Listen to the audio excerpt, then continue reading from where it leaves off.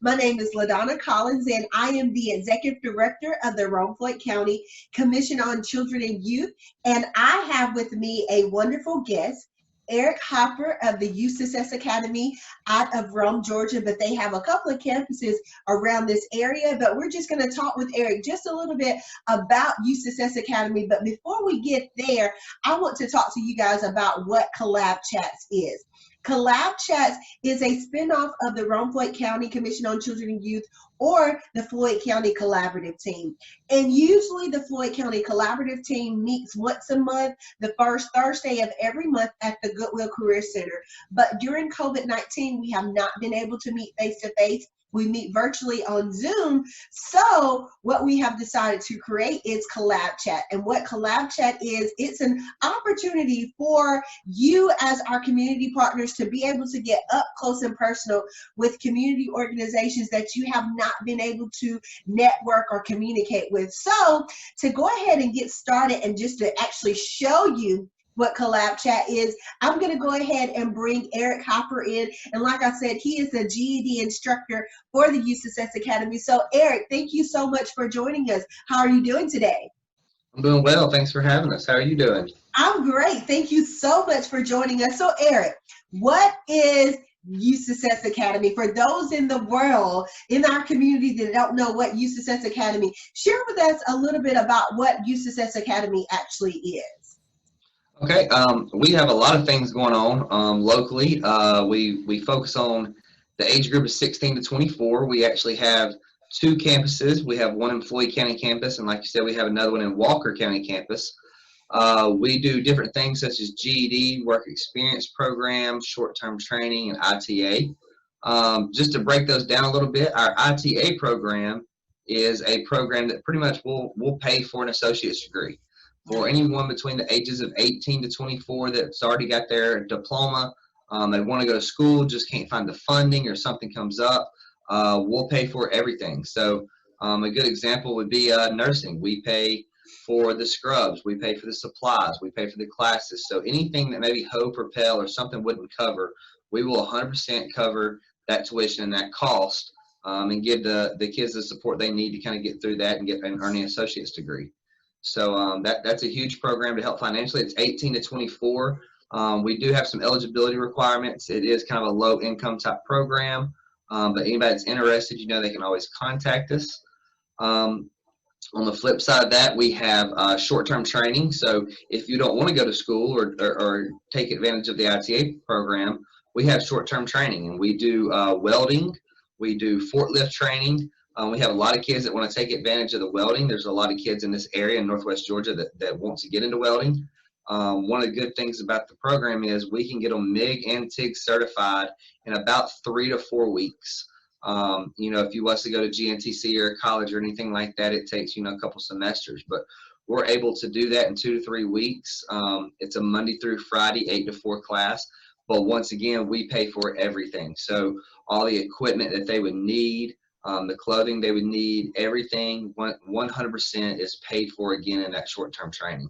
Forklift is another one that we offer. Around here you can start out working a forklift for $15, $16, $17 an hour, and we will put them through that training as well, 100% covered again. So a lot of good options, whether it's school or whether you want to get straight into the workforce, that you can kind of come through our program and work on.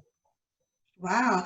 So you've just talked to us about short-term training and ITA. What about work experience? Can you share a little bit about work experience program? Yes, with work experience, once again, if you're getting ready to go to school or don't want to, but you want to kind of get out there and figure out what you want to do. Before you get into school and start paying for those classes, you might want to figure out, do I want to do something in clerical? Do I want to do something in medical? Or kind of what you want to do. So we offer a work experience program where they can come in and they can go up to about 500 hours on a job. We get them to kind of fill out, what they want to do, kind of take a questionnaire type thing. We do a career scope to kind of just pick up on their interest and what they want to do. And then we try to place them on certain jobs. We have a lot of students that work through Floyd Medical Center or over there with the hospice groups and things like that. That's clerical, along with just several other things that we can kind of put them on a job and give them that experience. It does pay $8 an hour for up to 400 or 500 hours. We front that bill, so it's something that we kind of work with the community. They kind of get, somebody, free work and experience over there, but we front that bill. So, and then after that, we try to talk to the student and see, what they want to roll into. So once the work experience, program's done, we're still there. We're pushing to get them either a real job, or maybe they found something they like that they want to go to school for.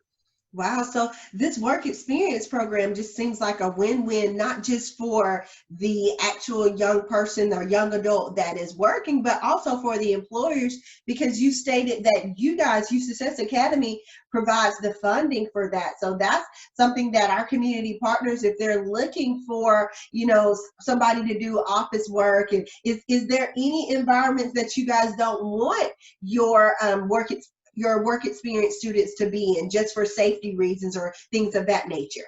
Right. We do have, once again, kind of eligibility type thing. And then also, as far as working with the community, working with places, we don't want to put them in areas with sharp objects or metals, or put them on like maybe a work site or construction site or things like that. We do have certain restrictions that we have to follow.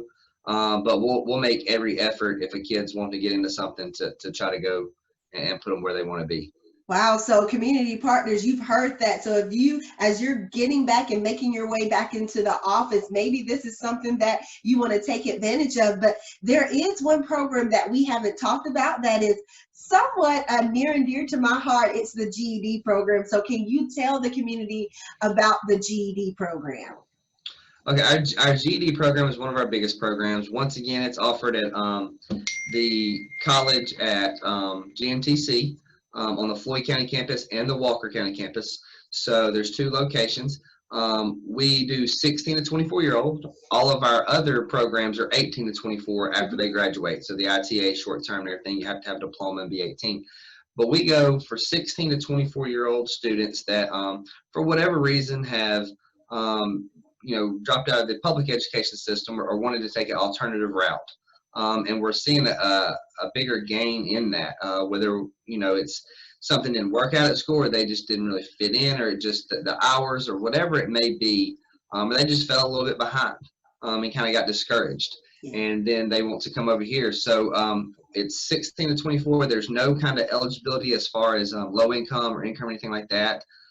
They will have to come in and they take what we call a TABE test, which is the test of adult basic education. They do have to start a certain score on that, or score a certain score. But if they don't, that's okay. They go straight to our adult ed program and kind of just refresh and refine those skills until they can get to us. One of the benefits about wanting to get to us and that we push here is it's 100% free once again. So we pay for all of their practice tests. We pay for all their post-testing, their GED testing. We provide all the resources, online resources, the instruction classes. Everything is 100% covered. So on top of that, a lot of the students, this is where we grab their attention, because we also pay in a transportation stipend. So pretty much we pay gas money. Some of these students, they might have to catch a bus to get here, or a grandparent or a friend might help get them here. So we try to provide a transportation stipend to help pay for gas through the week and get them back and forth to class. We have some students, maybe 18, 19, 20 years old, that have a child and they need to find daycare for their child. So we offer a daycare stipend as well.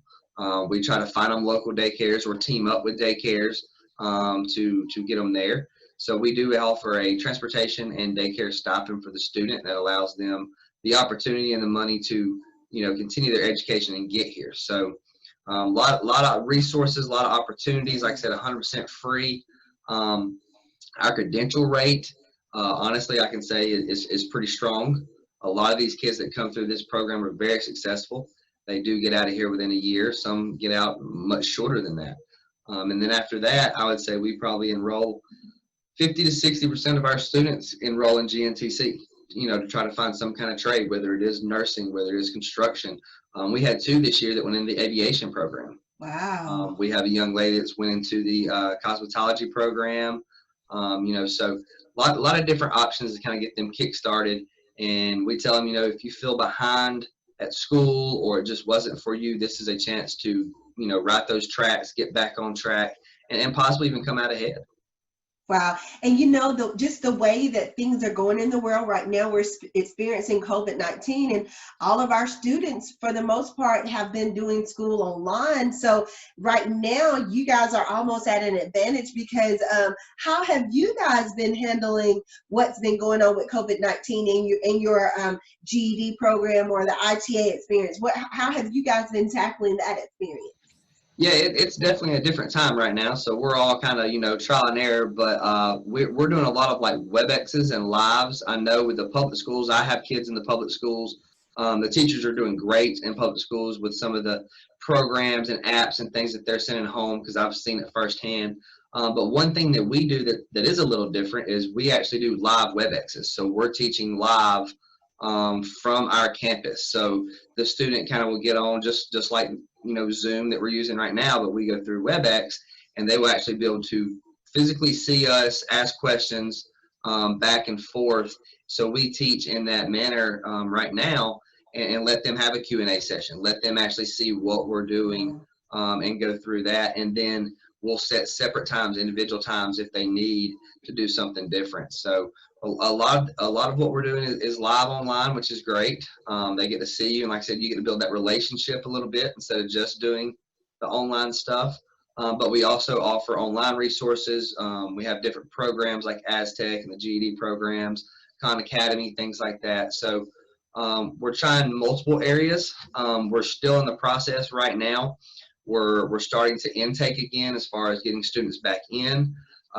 Some of that's kind of online right now, but we are working that out. We have been approved to do some person-in-person instruction to get them back on campus. So, we've had a little bit of a standstill, but we're slowly starting to get this ball rolling and hopefully get kids in here by July and start fresh come August. Wow, because, right now our public school system doesn't know when they like to start. Do you guys like to try to start around the same time that the public school system starts, just so if a student is, not in school, they can at least feel like they're going to school, and same with their friends? We try as best as we can to follow something close to the public school system, especially the Floyd County system. A lot of our students come from there. Some come from Rome. But we usually start about the third week or the last week of July just to kind of get our feet wet and get everything going back into the groove. So it might be a little bit before the school system starts. And then that gives us some times that when the school does start, if kids want to seek an alternative route, that they can come to us, around the middle of August. And then after that, we do follow generally their kind of path. We do Thanksgiving breaks, Christmas breaks, etc. So we're very similar to their school year. We do go a little bit further into June. Our goal is obviously to get their GED almost at all costs possible, I guess you'd say. So we give them that little extra time in June that if a student's close and they need that extra time or two, that's what we're here for. We're here to get that GED and get them headed in the right direction, whether it is work or school. So we go a few more weeks in June, but typically we will follow that process that the county schools follow. Now, I want to give as much attention to the work experience program, short-term training, and ITA as I'm giving to GED. So I'm going to come back and talk a little bit more about GED. But I do have a question about short-term training and ITA and work experience, and it'll all be in alignment. You can go back and answer this question about the GED as well, but particularly with short-term training and work experience, is there a hard start time, or are you always taking people for these classes? How does that work? How would someone that's interested get signed up? Are you always taking people in these experiences? Okay, we, for the most part with all programs, we're taking them at any time.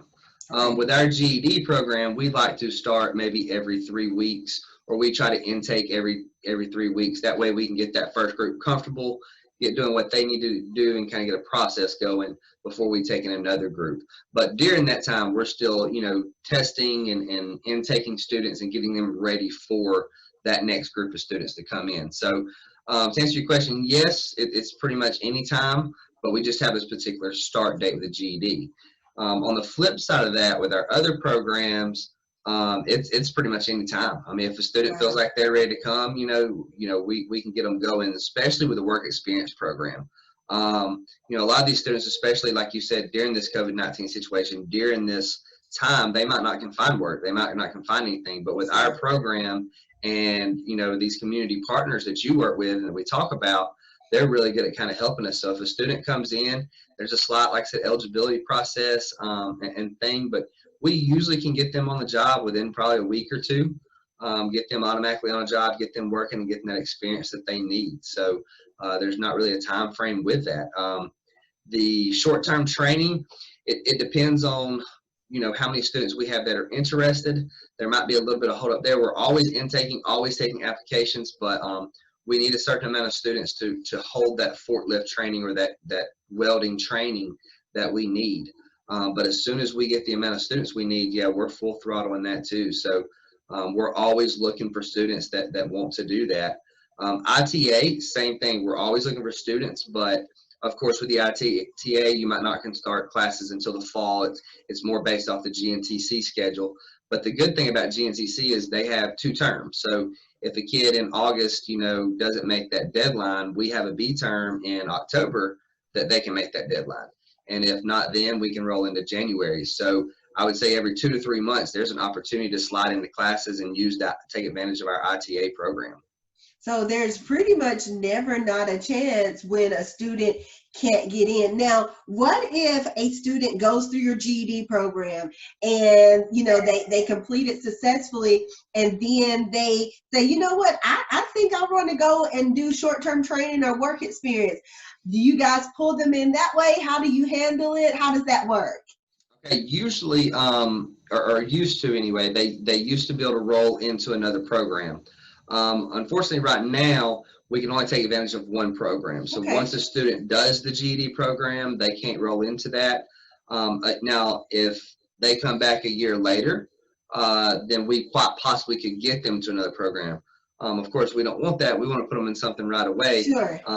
Through our programs, we do what we call follow-up. And that's something that separates us from the public schools well, I feel like, to an extent, is after we're done, we follow up with the student. I mean, they're ours for at least a year. That's what we tell them. So we follow up, and we just want to make sure that they're any resources or anything that they need, that it wasn't just I've got my GED and now I've been pushed to the side.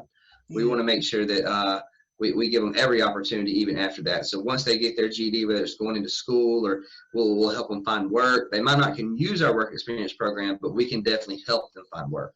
And if a year rolls by and they want to do something different, or they've been working and they decide, hey, I want to go back to school, there is a possibility they could come back and use our ITA program at that point. But they would have to be a year out of follow-up from the program.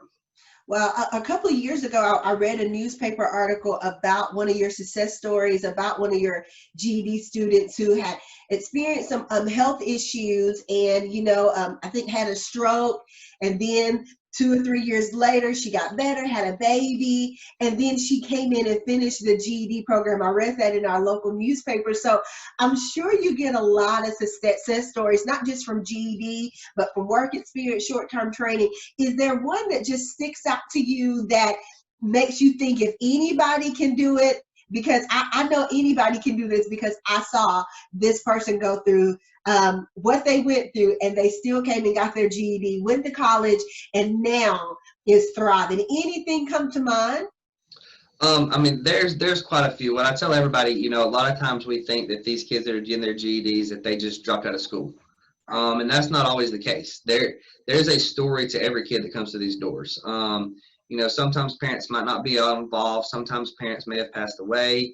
They may be living with grandparents. The article that you read, you know, she was doing fine in school. She just got sick and got behind, and the attendance wasn't there. And once that happened, it started snowballing. And, you know, sometimes you just feel like you can't catch up and you don't see the light at the end of the tunnel. And she came to us, very smart girl, and did well, got her GED, and, you know, got on her way. And we have a lot of stories like that. We have a young lady that came from us, have a bad home situation, kind of couldn't get her feet grounded, very smart girl. And she ended up coming here flying through her GED, actually went into the military, and is still in the military, and scored so well on the ASVAB test that she got put into like a little secret part that we can't even really know about, you know, but she moved up the ladder and did well then. And there's a lot of success stories that are there honestly just like that. We, one more, we had a young man that at one point just couldn't find a place to go. I don't know the whole home life situation, but couldn't find a place. I mean, he was honestly sleeping in a tent in a friend's backyard, but he had enough to get up, come here, want to do it, and end up getting his GED and actually enrolled into GNTC right after that in the automotive side. So there's a lot of success stories there, and a lot of kids that they have resilience, and sometimes they just need a program or somebody to help them out and give them the resources. And between our work experience and our IT to pay for school and the GED, hopefully we can be that resource in the community to kind of help some of these kids that need it. Well, it seemed like you guys are hope givers to these students that come in, and you make them, I'm sure you make the families feel at ease, because all a parent ever want, I have a toddler, but I'm just thinking right now, my eyes are set on him graduating. But if something was to happen and he doesn't graduate from high school, that kind of, hurts a parent's feelings. All they want to see is their student graduate from high school. So how do you make the parents feel at ease walking into your door? Their student, they just got word that their student will not be able to go into high school, or maybe high school is not for them, and they finally come to an understanding. How do you make the parents feel at ease, whether it's work experience, ITA, whatever? How do you make the parents feel at ease? Well, and I'm glad you brought that up, because the ones that haven't graduated, that's what we tell them. It's an alternative route. Maybe a few years ago it wasn't a popular alternative route. Right. But now there are a few kids going through this program. It is different, and a GED is the same thing as a high school diploma. Right. You might not win the right or the same way about it, but it's the same thing, and there's a lot of success stories, and we make sure to tell them that we're a very small environment, classroom size wise. We're going to give them all the resources, the support that they need. You do get maybe a little one-on-one here, more so than you would at a traditional school. Class size wise, so there's a lot of support there for the kids that may need it, and we always give them that hope of graduation, because we actually have our own graduation as well. We pay for their cap and gown, we pay for, once again, everything, and we make sure that at the end of this time here that they're going to be able to celebrate it with their families. They're going to be able to walk across the stage, get that diploma, walk in that cap and gown, take those pictures, and be able to celebrate it, and to see on those days some of the parents just come up and they're so thankful and they're crying. I mean, it's a normal graduation that their child made it, and there's options after that, and that's what we make sure to tell them. Nothing's going to stop you because you got a GED versus a real diploma. It's the same thing. So we've had to go back to some success stories. We've had kids. We have one that's a police officer now. He just entered the police department. We have a firefighter. We have EMT. We have a kid in the military. Like, it doesn't stop them. There's still options and hope there. And we just got to kind of explain that to the parent that, it's the same thing. It's just an alternative route that they're taking at that time. And, that's for the ones that need to graduate. But the ones that maybe have already graduated and aren't doing anything, just need a little push or a little extra effort there. We try to tell them, get them in here at work experience. Maybe we'll find something that they appreciate or they like or want to do. And that could roll into a job, or it could roll into them having interest to go back to school and saying, hey, I kind of like this. I might want to go a little further in it. So there's just always opportunity there. Yeah, I really, really love when you talked about earlier that 1 year follow-up with them. So you guys are pretty much, following them up, providing them resources, maybe helping. Are you helping them with financial aid? I guess it seems like what it sounds like is they might graduate from your program, or they might, have done work experience or ITA or short-term training. That's just not the end. You guys are guiding them to their next best destination. And that's something that when I heard about Youth Success Academy and I read up on you guys, that's something that I really liked, is that you guys follow up with your students that enter in your program for up to a whole year. And they have you for support after that year. And then even further after that year, I'm sure you have students that still come by and knock on the door, or when you see them at Walmart or anywhere, they're still there and they're able to ask you questions. How does that make you feel? Oh, it's awesome. And to go back just a little bit, you know, about follow-up and stuff, we're funded by the Northwest Georgia Regional Commission. Okay. And they'll be the first to tell you, you know, GEDs are great, but it's just not the end of the line. You know, that's a Right. stepping stone. And that's what we try to tell each parent and each kid that comes in here. You know, we don't want you to get your GED and then just go on about your business. You know, we want to make sure that you're successful after that. So follow-up is a key thing for us and for the students. We want them to get a job. We want them to go to school. We want them to be successful. The Northwest Georgia Regional Commission and the Youth Success Academy and GNTC, our whole goal is to get these children out in the community, what you're doing, and get them out there and be successful and be a part of society and be able to be independent. That's the goal. GED is just a step to getting there. Yeah. So that year of follow-up is very important to us. And yeah, just being able to see the kids, like you said, a year out, you know, being able to see them. You know, I saw a young student the other day when I went to Dunham's, working at Dunham's. I was buying some kayaks just to see him and sit there and talk to him and see how well he's doing. He's working at Dunham's, like I said, and he's actually going through the fire department, through their fire academy. So to see that, you know, and see that success story and what he's doing, it is just great it's a great feeling. Wow. And if you know anything about the Rome Floyd County Commission on Children and Youth, we're all about connection and we're all about collaboration. So I love that you brought up that you guys are funded by the Northwest Georgia Regional Commission. You guys are at the GNTC site. So that's 3 organizations that are working together for the youth in our community. I don't see anything better than that because, you know, there's an old cliche that it takes a village. I'm a firm believer in that. And you guys, like I said, the 3 organizations from Northwest Georgia Regional Commission, the Youth Success Academy, Georgia Northwestern Technical College, all of you guys are working together to make sure that the children and youth and families in our area are taken care of. And I just want to, before we get ready to wrap up, you know, the short-term training is there. And I think you guys, you said that it offers those quick short-term training opportunities. ITA provides tuition for the students' work experience. It provides students the opportunity to get that valuable work experience. And something that I had a question about work experience is, if they are put on these job sites, I know I had a work experience person that was great. I've actually had 2 work experience people that have helped me throughout for about 6 months, and that was amazing. So do you guys have, is there someone like a work experience coordinator that comes and checks on the students or the workers throughout that time to make sure that, you know, they're just following through with what they said they were going to do?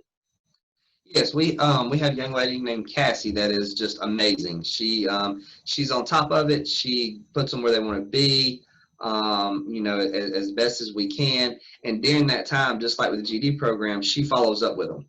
So while they're on the job site, she'll go visit the job site. She'll make sure that, you know, they're doing okay, you know, coach them through some things. If they have any problems on the job site or any questions, you know, she works through them with that. So yeah, she coordinates all that and make sure that they're where they, like I said, they need to be. And if for some reason, you know, that job doesn't work out, or the student just comes back and says, you know what, this is really not kind of what I want to do or what I thought, there's always an option that Cassie can, you know, find another place, like a better fit for them, because that's what the work experience program is about. It's about finding these students things that they're interested in, or routes that they want to go.